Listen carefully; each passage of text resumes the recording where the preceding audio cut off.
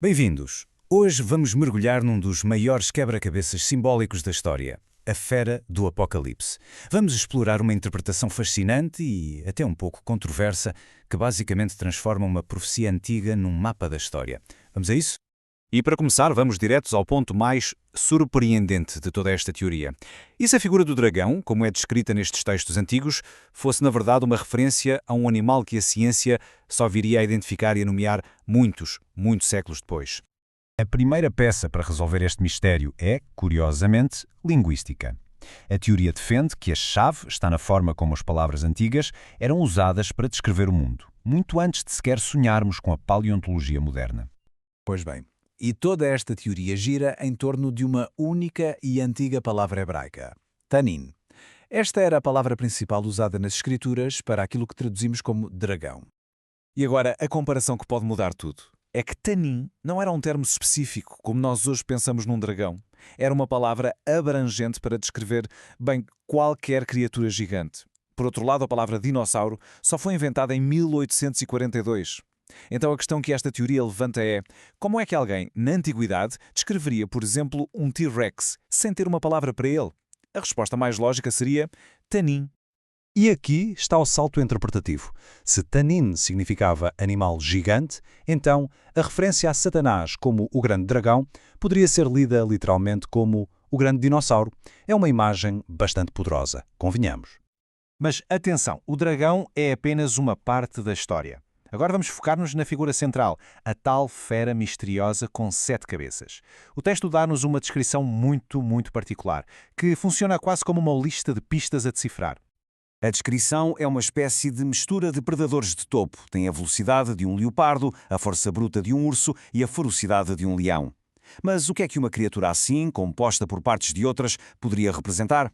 E a pergunta transforma-se numa autêntica investigação histórica.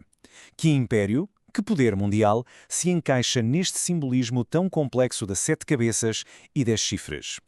A resposta que esta teoria propõe é surpreendentemente direta: o Império Romano. E a partir deste ponto, cada símbolo da profecia começa a ser visto como uma peça de um mapa da história de Roma. Certo, mas como é que o Império Romano se encaixa nisto tudo? A teoria central é que as 7 cabeças da fera não são 7 reis, como por vezes se interpreta, mas sim 7 períodos distintos de governo, 7 dinastias romanas. E esta teoria alinha as principais dinastias do Império Romano uma por uma. Começa com a famosa dinastia Júlio-Claudiana, passa por períodos de grande expansão e alguma estabilidade e culmina no período caótico da crise do terceiro século, que acabou por levar à queda do Ocidente. Contas feitas, são 7 cabeças proféticas. Mas esperem, porque a profecia tem um detalhe ainda mais específico e quase cinematográfico. Uma das cabeças sofre uma ferida que parece mortal, mas que, milagrosamente, acaba por ser curada.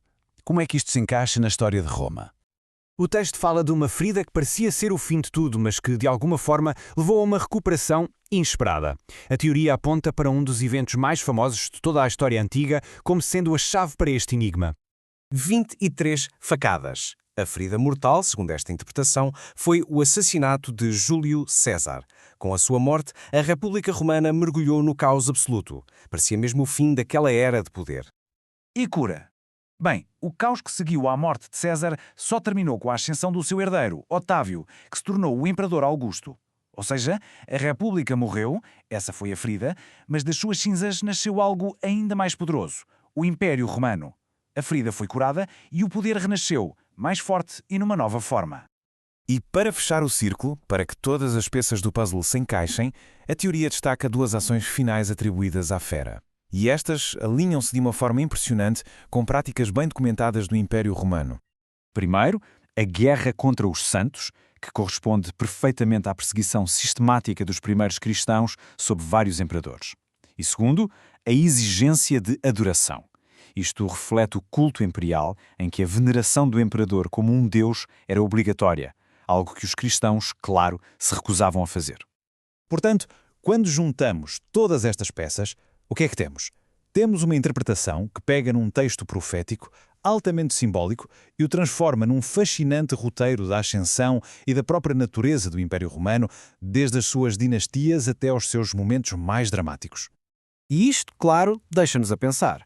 Se esta forma de ler os textos é possível, ela mostra como símbolos antigos podem ser vistos através de lentes completamente diferentes, revelando narrativas que não estávamos à espera. A questão que fica no ar é: quantas outras histórias, quantos outros mapas de eventos históricos estarão escondidos à vista de todos, em textos antigos, só à espera que alguém encontre a chave certa para os decifrar?